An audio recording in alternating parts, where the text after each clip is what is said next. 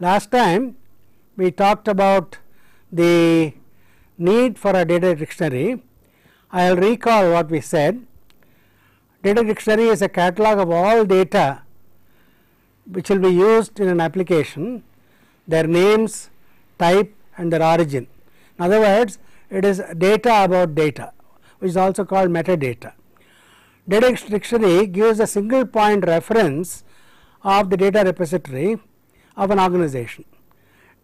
So, it is a very important documentation aid which should be useful to maintain a system. As I said, very often the most important part of a system which is designed is its longevity, and the statistical data tell us that in fact 90% of the time in the life of a program or a system is spent in maintenance. Otherwise 10% is taken for actual development and start using it.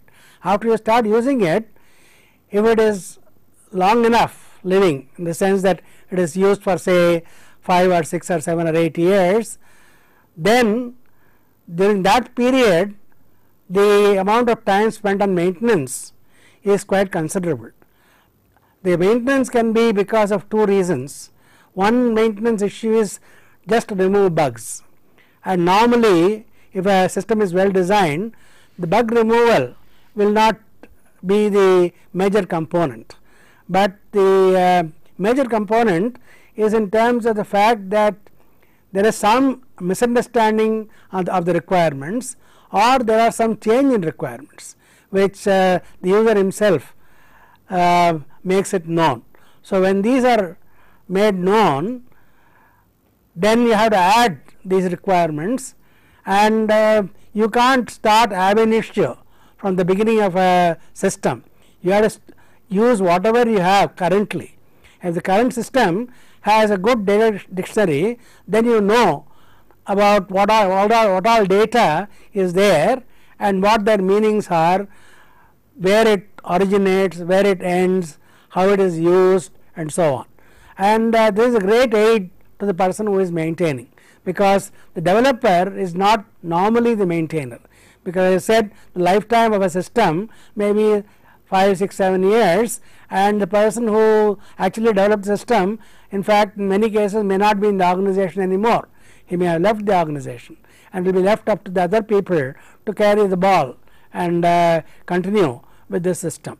And in fact, one of the major revenue earners of all software companies is not just the development, it is the maintenance also, because for maintenance they do charge every fix they make, not a bug fix, but a fix which is due to the users requirements change, that is charged for. So, that is the reason why the continuous revenue model is there as far as the software company is concerned. See, it is a one time thing, then once development is over, then that revenue stops, and that normally fortunately for the software companies does not happen, because it continues to evolve over a period of time. Now, let us recall a word statement of a problem, and I will go back to the data flow diagram corresponding to that. The word statement of requirements, this is of course a toy problem which I can discuss in a class. In a real problem, of course, this huge requirement specification will be there, and of course there will be plenty of different data flows, and then as we pointed out in that part of the module, parsing and so on which have to take place. But let me just take one such small system for the sake of discussion and on how to create a data dictionary. So, a vendor sends items with the delivery note while fulfilling an order along with the physical item to a receiving office, and the receiving office compares the delivery note against an order placed. If there is a discrepancy note is sent to the purchase office. Actual items received note is sent for inspection along with the physical items which are received, and from this word statement, you see, we derive in fact we can go back and look at the data flow diagram. The diagram says that the vendor sends a delivery note along with the items. There is a receiving process which looks at the orders against and compares it against the delivery note. Orders are in a file, and if there is a discrepancy, there is something which is ordered which is either short supply or extra supply, or something which is ordered which never came, or something which never came, of course I can't find out. If something which I did not order come, then I will find out, then that will be in the discrepancy note, okay. And so that will be sent to the purchase office to tell the purchase office that what is ordered is not what has been delivered. If there is a shortfall, then purchase office may decide whether to buy extra or just leave it at that. And then the items received note goes also to an inspection, which is a physical inspection to see if the items are of reasonable quality, and also physical counting of the items. So all these things are done by the inspection office. So this is essentially what the origin of the data is given here, the destination of the data is given here, what is there, what files are there is given here, and there is a process. As far as the data dictionary is concerned, it is not really concerned about the actual process. Process specification is something different. What it is concerned about is what is contained in the delivery note, what is contained in the items received note, and what is contained in the discrepancy note, and what is in the order file. Okay, these are the things which are of concern to the data dictionary.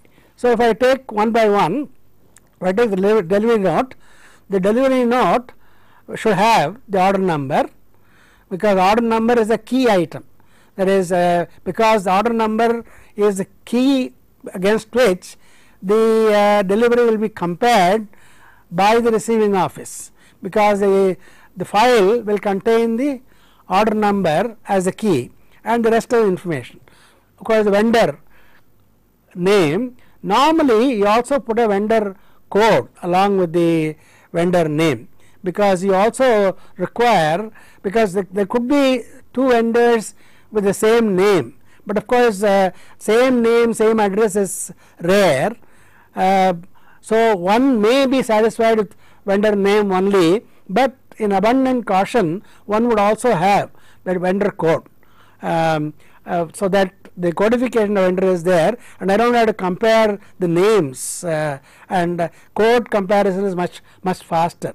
So order number, vendor code, vendor name, vendor address, item name, delivery note, quantity supplied, and units. In fact, I deliberately did not put the vendor code here, just to illustrate the point that at the time you kind of look at the data which is going to be there, you suddenly realized that the code may be a useful thing to have, particularly if you want to compare. Okay, and so it is inserted at the time of creating this delivery note. In other words, I am at this time doing a design, okay, and not really implementing. At the design stage, I will create the data dictionary, and that will be used in the implementation stage, because there are a number of other places where it will be used later on in the design process. And the item name and vendor may not be unique. To ensure uniqueness, we assign unique codes for them. So name is, however, still kept as a need for the people. See, so I have given here down below, delivery note is order number plus vendor code plus vendor name, vendor address, item code, item name, delivery date, quantity supplied, and units. So item also, the item name is not sufficient. You require a code, because again codification of items is required for unique identification of the item, and when delivery note is to be compared against orders, the item name comparison will take longer, and of course it may not be unique. So item code is what is important in terms of anything which is compared. So delivery note is one item, and discrepancy note is difference between the what what has come in and what is in the order. Okay.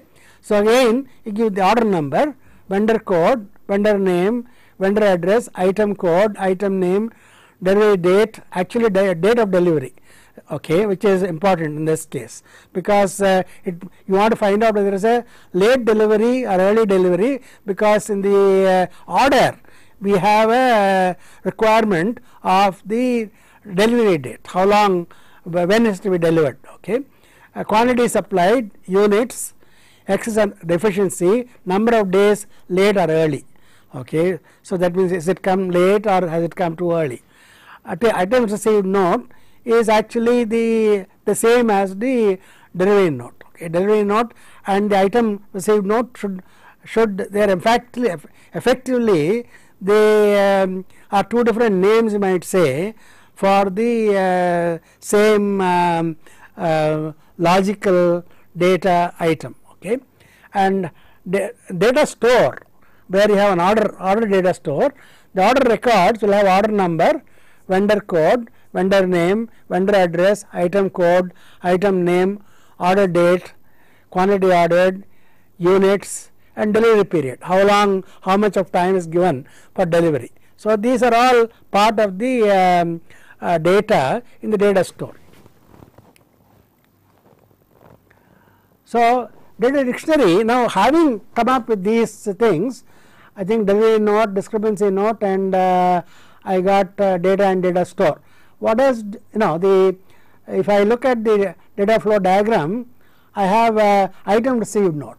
Item received note is nothing but the delivery note, because I am just going to take a copy of the delivery note and going to attach to the physical item box or whatever it is and send it to the inspection office. So, they are not really different ones. Okay. That is the reason I say they are the same. Okay. So, once I get this, then the dictionary has a certain format. As I said, dictionary is data about data. Okay. And dictionary gives detailed characteristics of each data element, and typical characteristics are data name. It should be descriptive.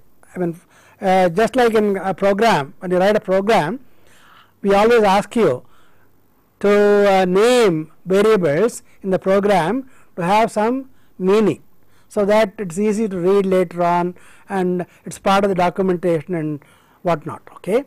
So, same reason here also the name should be descriptive and to some extent self explanatory. It should essentially say what it is. You can say for instance, it could be a Pentium 5 motherboard. Okay. That could be an item name. Okay. Or it could be DIMM memory module number so and so, so and so. Okay. So, this could be different item names. Okay. So, the description should really say exactly what it is, because that is what is going to be used by inspection to actually do the inspection. So, data name should be descriptive, self explanatory. This will help in documentation and maintenance. Okay. And data description, what it represents. Okay. What does this data represent. Okay. And origin, where does the data originate. For example, does it come from input forms, has it come from the receiving office, or is it keyed in by a user, so on. What is the origin of the data, and what is the destination, where will the data flow, and where will it be used. Okay. Which process uses. For instance, if you are going to have a data flow diagram, the data will flow into some process, and that process is going to use that data. So, the destination in this case would be a process where data will flow and will be used. Data type of course is important from the point of view of the programmer. Okay. And is it numeric, is it alphanumeric, or is it letters or text only, is it binary or 0 1 or decimal fixed point, or it's a real number, is it a currency, in which case I will give a currency note like a dollar, rupees or euro or yen or whatever it is, and then the date. Okay. Date is the is data type, also I put as a date, because date will be an important data type in many applications in data processing. Okay.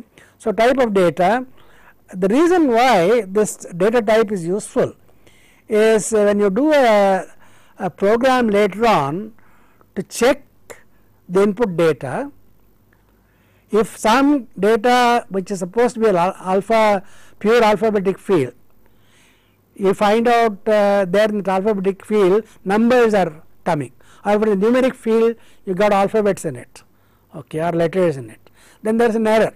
So, that can be thrown out at the very beginning at the edit stage, okay. And so, it is very useful both from the point of view of programming and from the point of view of checking the data. So, typical characteristic data elements are length, number of columns needed, particularly if if you once I say is an integer, how many columns had we reserved for integer. Limits on the value, because the limits on the value is somewhere sometimes very relevant, okay. Like if you are entering marks and you have a limit, it cannot normally be below 0, it cannot be over 100. The example yesterday I gave of a girl getting 126 marks out of 100 would not have occurred if they had put that limit and checked that limit while inputting the data. It would have thrown it out, thrown out the data right at the before the processing stage, okay. So, you have to give limits on data items and remarks if any, and sometimes it is also useful to have the relationship between different data items in the in a particular data. Apart from limits, sometimes you also put in the remarks if any, normally you put that this data item is related to some other item. Like for instance, you might say a marks field of 3 different subjects are related, okay, and you have to cross check the relationship, saying that suppose in 2 subjects the marks are very high and 1 subject mark is very low, then this relationship will warn you that possibly there is a data entry error. So, in other words, the relationship saying that if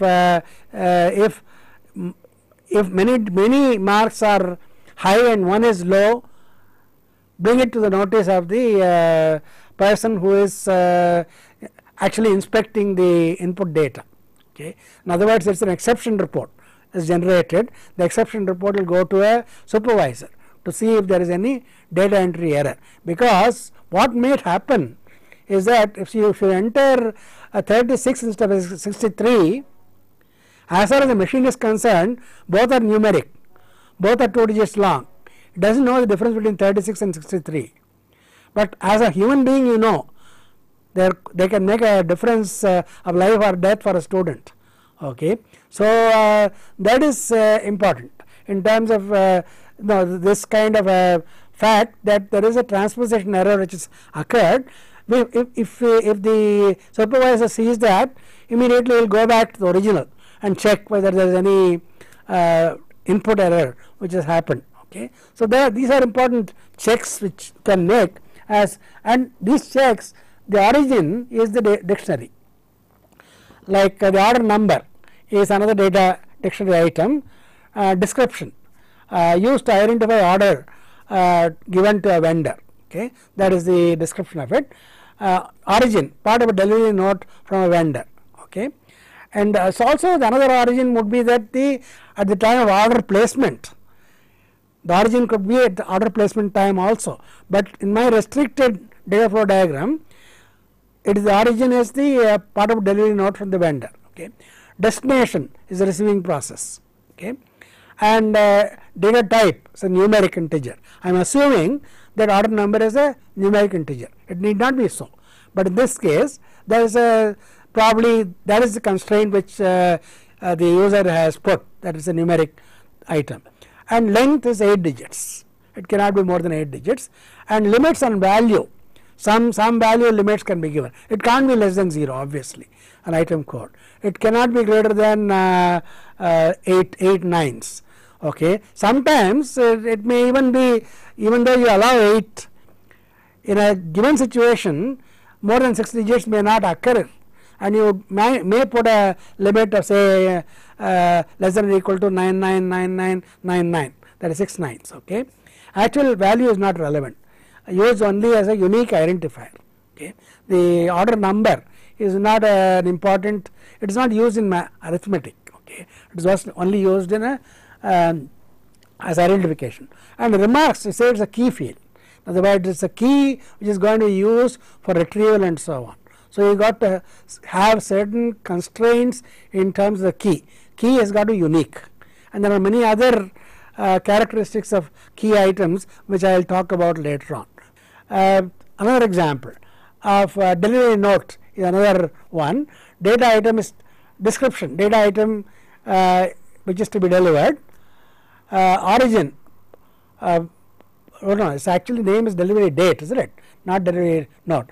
The name of the data item is delivery date. Delivery date is a subpart of the delivery note. Okay.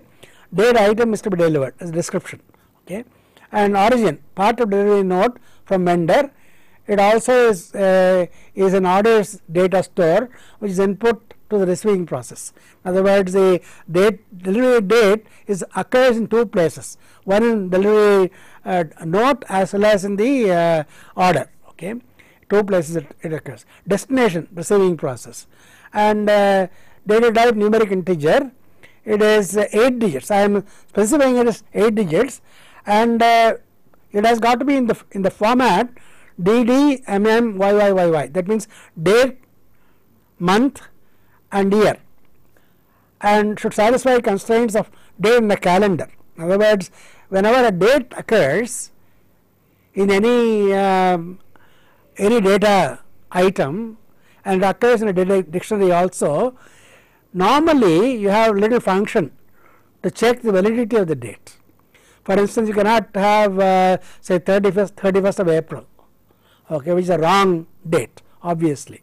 So those kinds of things had to be automatically checked, and that of course is a very simple program. It can be canned program of a function saying checking the date of a thing. That is given as a very very common exercise to computer science students in a programming course, saying write a program to find out if the date is a valid date or invalid date, and use all the rules including the leap year rule, saying that if it is divided by 4, if it is a non-century, then it is divisible by 4, it is a leap year. If it is century like 2000, then you have to divide by 400. Fortunately, the year 2000 problem, part of it was solved primarily because 2000 happened to be a leap year, whereas the year 1900 was not a leap year. Okay. And the year 2100 will not be a leap year. Okay. And after the year 2000 problem, people have woken up, and then they have nowadays always put 4-digit year and not just 2-digit year, because it may recur. Of course, I don't expect to live up to that, but it may recur in 2099, that year it may again occur. Okay. So anyhow, the reason why 2 digits are used for year in the earlier systems was that storage was at a premium. The storage available on computers like IBM 1401, which was used for data processing extensively, was a total main memory of only 16K digits, that too. 16K digits, obviously you would try to kind of save whatever digits you could do, and so you save those 219 as redundant, and instead of putting 19 you just put 66, 67. After all, computers started only in the year in a serious way only in the year maybe 57, 58, and so one didn't worry about the year 2000 in 57, 58, and it carried on like that, and suddenly people woke up in 1994, only 6 years to D-Day, and so all kinds of problems arose, but of course now it's forgotten, because we are now in 2006, 6 years ago all this happened, okay, and that is before many of you started college, okay. So you don't have even heard about the so-called Y2K problem, which the entire world is worried about for at least 1 year. On the midnight of 1999, everybody was worried whether the planes next day will take off or things like that, because by that time computers had been used extensively in many things, okay. In any case, now we have learnt, and also it is important to specify the order, the day, month and year, because that is the format we normally use in India, in England and other places, but Americans have their own way. They put month before the date, okay, month, MMDDYYYY, okay. There is no merit or demerit for either one of them, it is a question of habit. As far as we are concerned, we are habituated to day, month and year, so let us continue with day, month and year, unless you are writing a program for an American customer, in which case he will expect you to put it as MMDD and YY, okay, YYYY, okay. So it is extremely important, and once you put this, it also, the remarks field, you say that blank fields are not allowed, because I am going to check it, the date and so on, by a computer program, and program is dumb. If the program is dumb, it will always assume that the first 2 digits is a date, if the format is that. So no blank fields, and that means if it is 5th of August, you have to say 0508, not just 58, okay. Then if you say 582004, then the machine will essentially throw up its hands and say it is a wrong date, because the program will come up with the wrong date. So we have to write it. It is not right to put this. So these are important points which are specified in the data dictionary.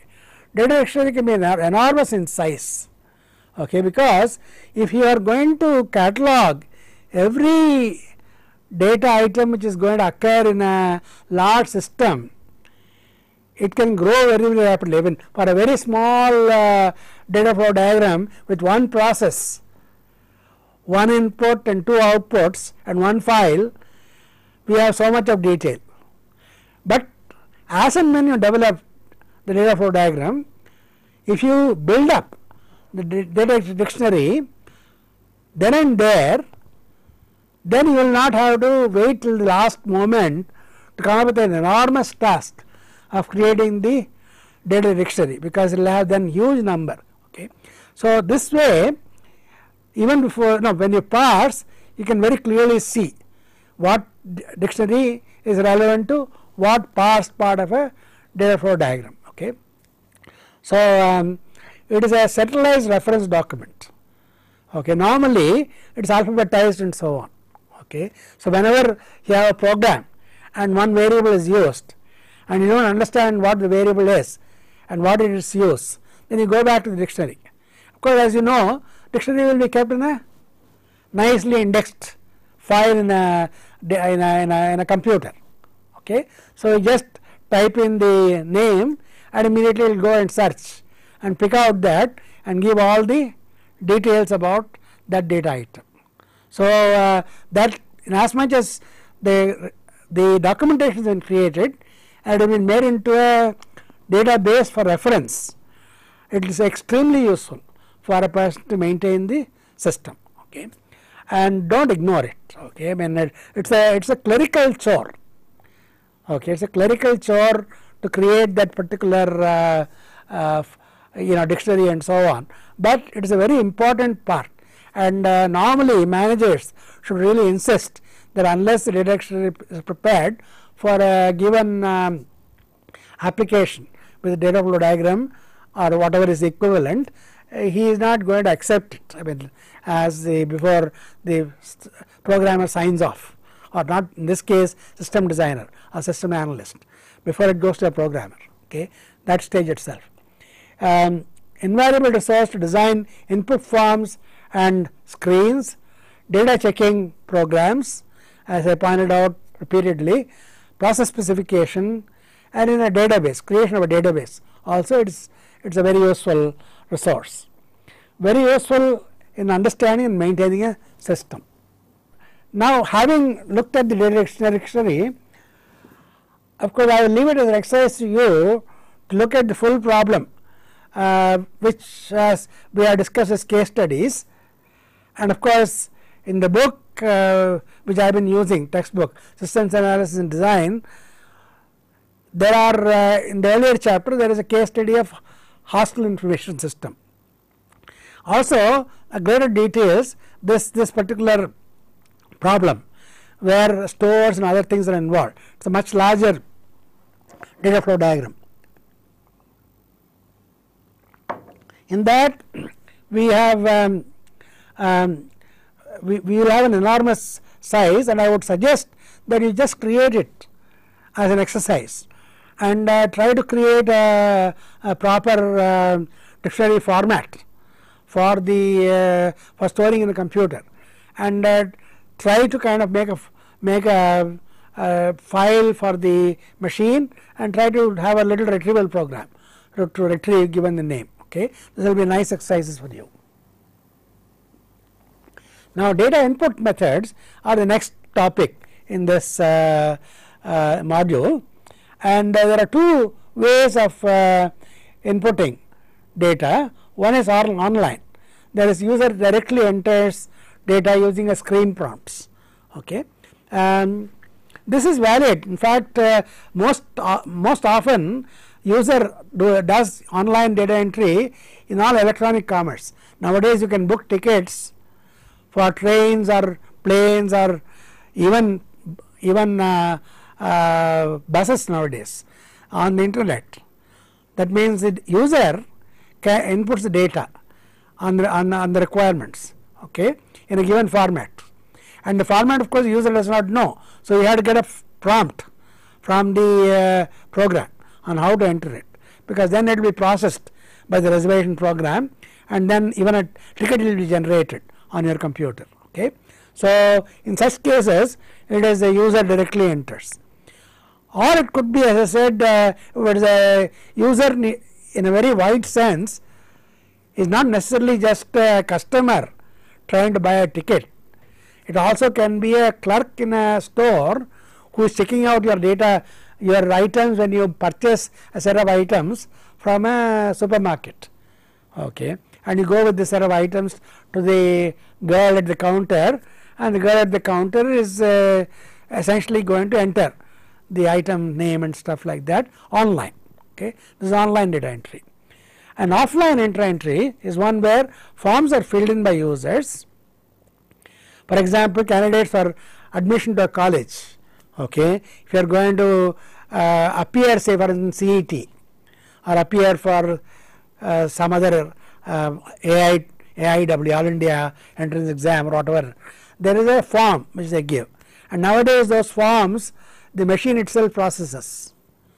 Okay, the forms will be in such a way that you kind of fill in fairly in a way so that the processing of the forms can be done automatically.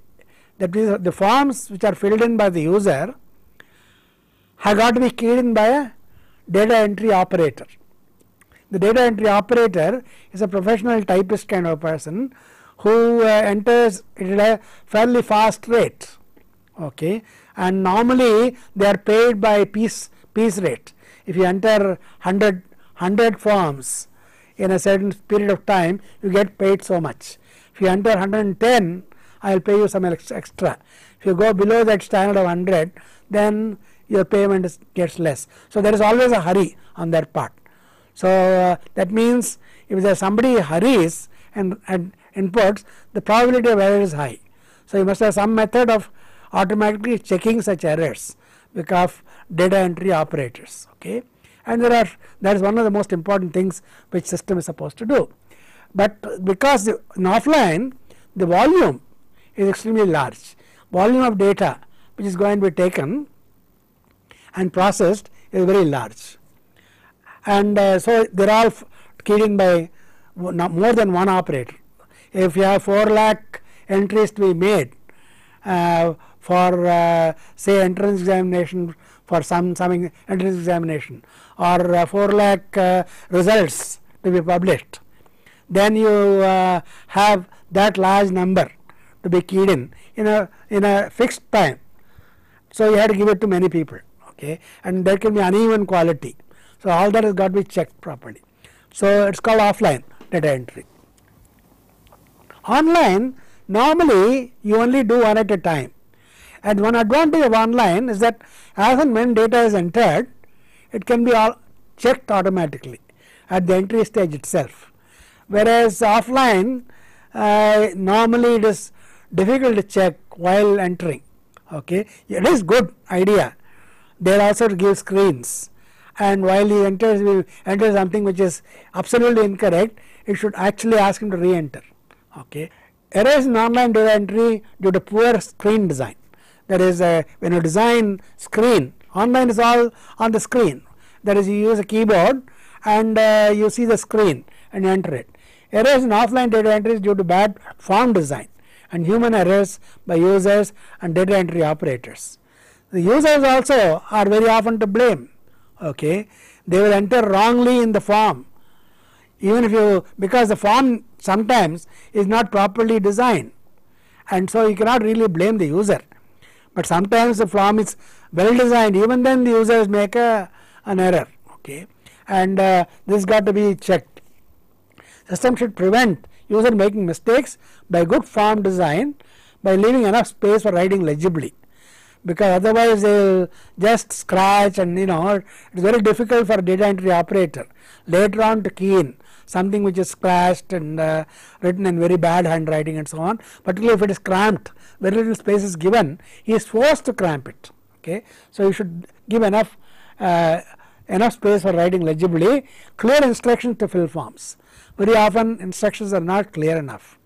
For example, if you have to enter the date as DD MM YYYY, you have to say enter date first, month later, in year last, and you have to say date 5th has got to be entered as 05 and not just 5. Okay, so these instructions should be very clearly marked or written there, and of course you hope that the user will read that before entering, but there sometimes is an assumption. People don't read anything, they just go ahead and they are overconfident and fill up. Of course, that is at its own peril, because it will get rejected. Okay, and so it's important for the user also to follow the instructions once the instructions are clear. System should prevent data entry operator making mistakes by good form design, reducing keystrokes. Keystrokes will be reduced, something which is got, because each keystroke is a potential source of error. Okay, and immediate error feedback. If you can feedback immediately as soon as the entry is made, then correction is very easy. Offline forms are batched, desirable for machine to give message when the input is wrong.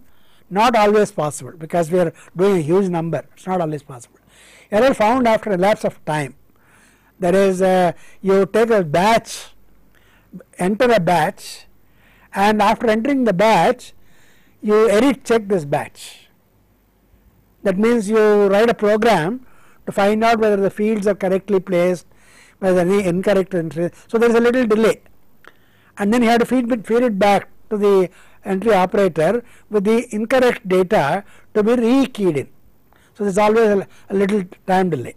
Need good controls to automatically detect and if possible correct errors. Okay, because delay, to avoid this delay, you would like to be able to detect at least errors before they get into the edit stage, at the time the data entry operator enters itself.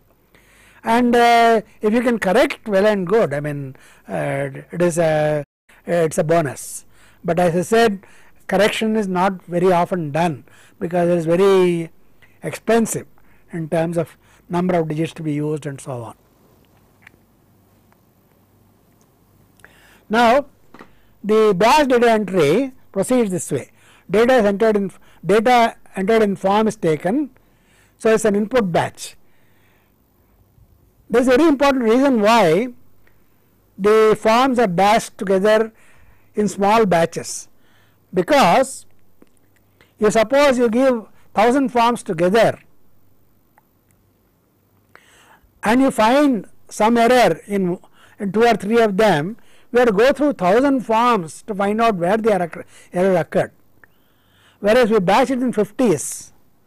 As soon as the 50 is completed, you can check it out, and so you can go back and check that 50 where it is. And also there is something called control totals which are used, which I will talk about later on. The control totals are essentially manually calculated for this set of small number. The control totals are used for error detection. Okay, that is what is done by a data validation program. So you key in the data, and data entry operator keys it in, input file is created, and there is a data validation program which has uses the data dictionary entry to find out what is the format of the data and what fields it should be and so on, and does an edit check. Okay, that is called an edit check or cleaning up the data validation program. And once it finds out some items are not valid, it generates an error report. The error report goes back as an error batch back to the keyboard entry operator, and those incorrect entries got to be re-entered. So there is a little delay in this feedback. So then once it is corrected, you update the file and put it in the data store, and then that data store is the one which is used by the data processing program, and then you get the output report. Okay. So batch data entry has this edit. In fact, in the one of the things which most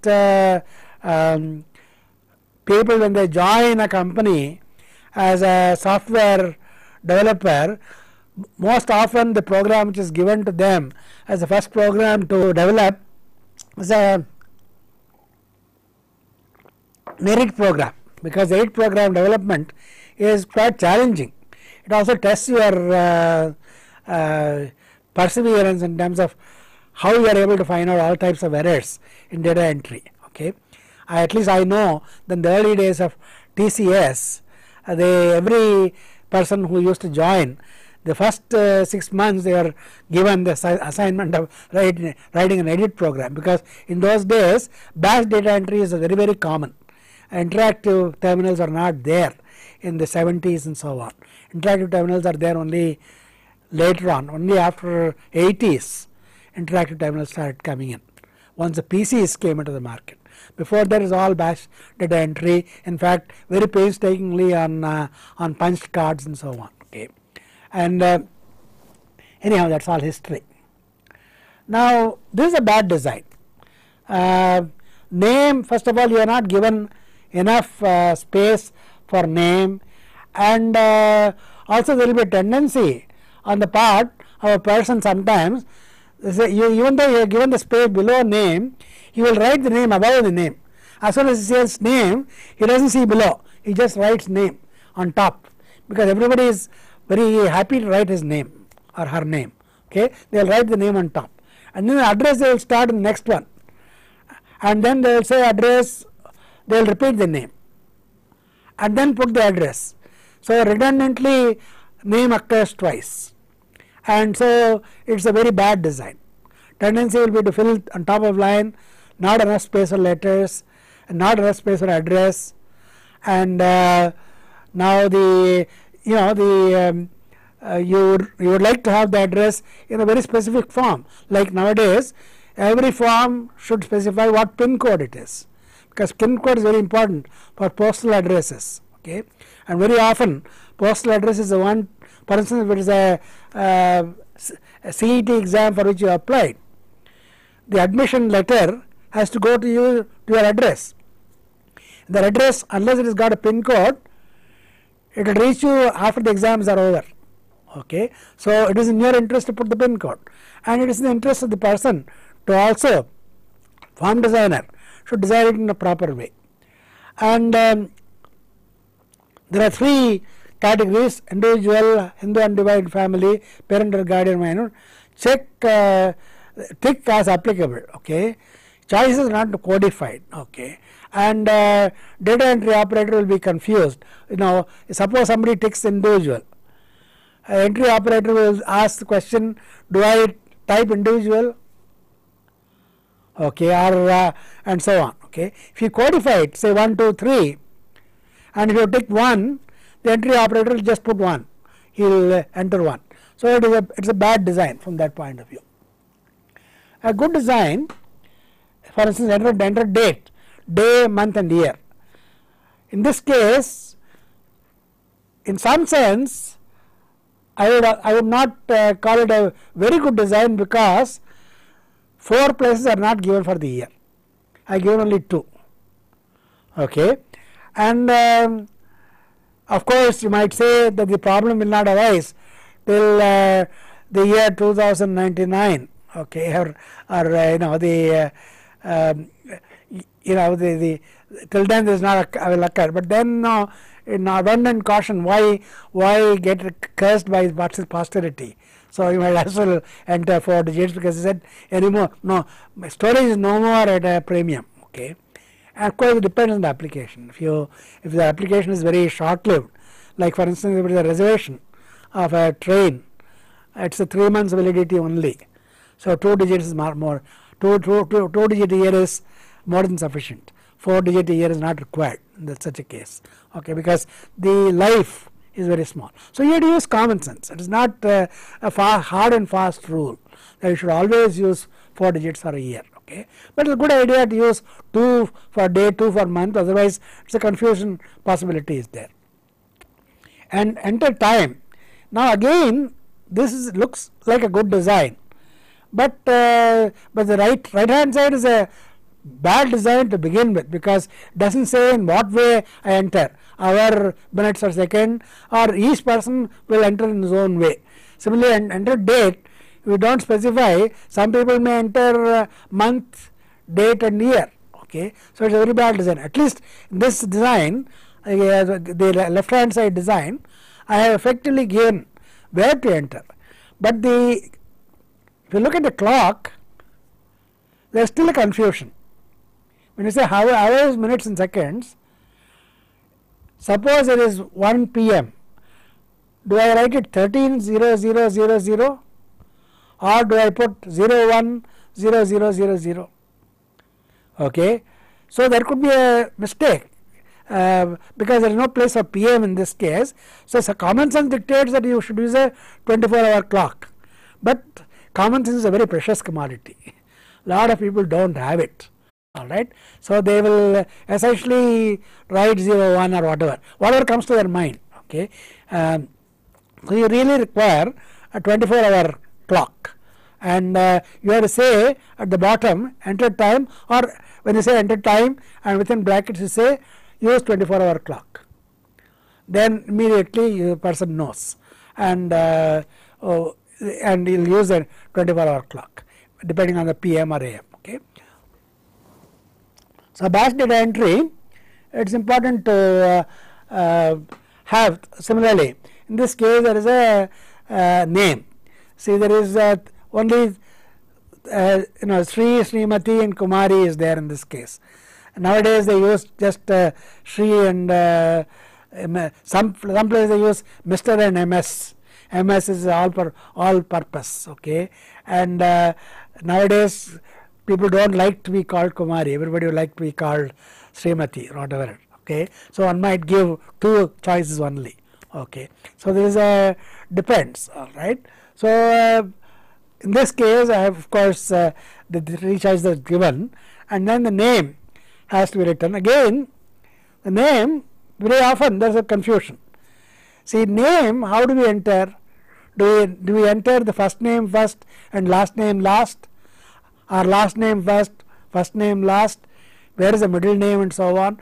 At least of course in America and England and all that, the concept of first name, middle name and last name is very commonly prevalent.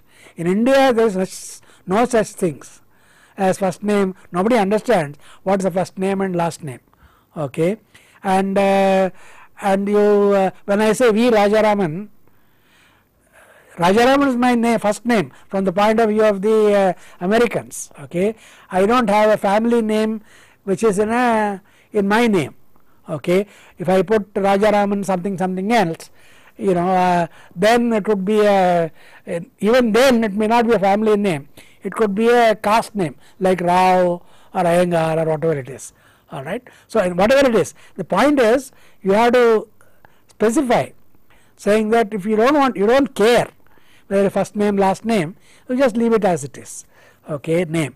And in India, it may not be a bad idea, because very often people get confused when they say last name first, first name last, because they don't have a last name.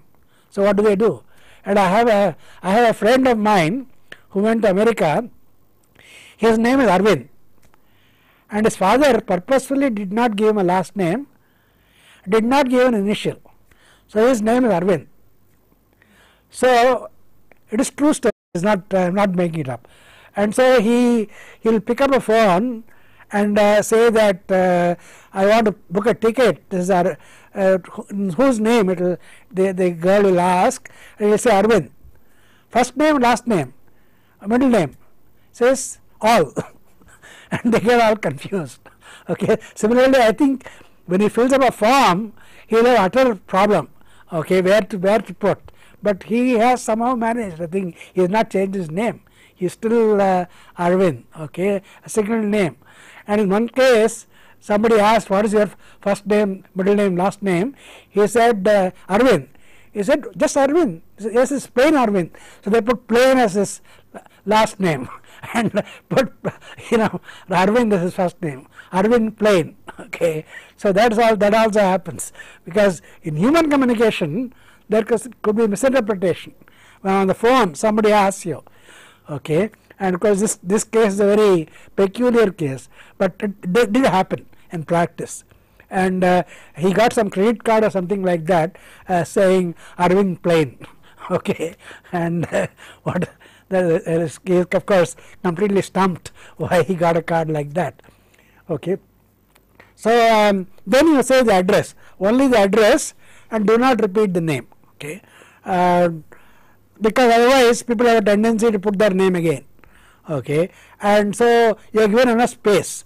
In fact, it may be, well, it's very the address is a very diffuse quantity in India particularly. Okay, because if you look at an address in Hyderabad, it will be 1/100/355/484 and so on.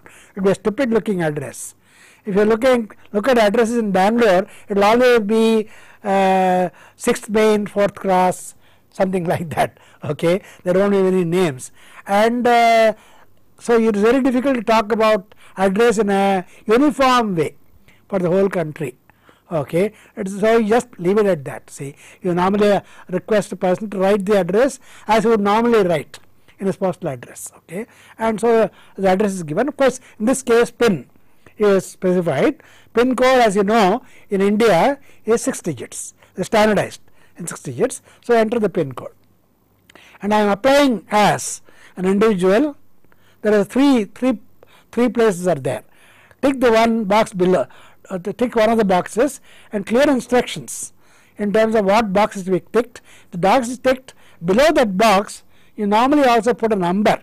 With the data entry operator, if box 1 is ticked, he will enter 1. If box 2 is ticked, he will enter 2, and so on. Okay, so it's also a good idea from the point of view of the data entry operator to put the numbers below it. Okay, and so just like Sri, Srimati, Kumari, I put the numbers 1, 2, 3 below it. When you tick one of them, the entry operator will just put 1, and the machine will actually translate 1 to 3. Okay, and same way, see in this case. As manual data input from forms are slow and expensive, attempts have been made to automate form reading using scanners. In other words, you put your form. If it's a well-designed form, you expect if the person also wrote legibly in that form, and there's plenty of space and all that, you would like to have a situation where you have a scanner. Into that, as you know, scanners are very commonly available. You put the form in a scanner, the scanner reads the entire thing, converts that into appropriate data instead of manual entry, and then creates a file. It's a very, very interesting topic of research people have been doing. There is no solution as of today. Fortunately, unfortunately, because even if you skew the form a little bit, that is, if you don't put it correctly, and even if suppose the writing is smudged or some ink smudge is there and so on and so forth, recognition of handwritten characters automatically to create a file ends up with a file with a lot of errors. I know at least one R&D organization of a data processing company, we spent at least 2 years trying to kind of automate this process, but they just didn't succeed. There are at least a few cases where, of course, there has been success stories. Like in one of the success stories in terms of this recognition has been in automatic sorting of letters. If you want a sorting of letters, as you know, is a manual process. When the letter is given to the post office, the postman has got to sort it manually, and that can take time. So the automatic sorting machine, at least what it tries to do is tries to detect in that address the pin code, or equivalent in America as a zip code. Once it detects the zip code, it ignores the rest of the field. It just picks up the zip code, which is numeric and of a certain number of digits long, and then it kind of sorts it using that zip code, or in our case similar trials are being made for sorted by pin code. If you sort by pin code, then you at least have solved part of the problem. After that, its kind of amount of work is reduced a little bit. So it has been a lot of work has been done, but correct alignment bar, because of wrong alignment, difficult to align correctly, and handwritten recognition is difficult, it is not success. However, forms require just darkening some predefined areas, they can be machine read, like many of the multiple choice question examinations where you just darken with a graphite pencil, okay, that can be read by in fact UPSC examinations, many examinations use it, okay, multiple choice questions and so on. So this is where I think I have to stop, and we will continue with interactive data input next time, okay. So so we conclude by saying that the readable forms, automatic reading has not yet been a full success except in special cases.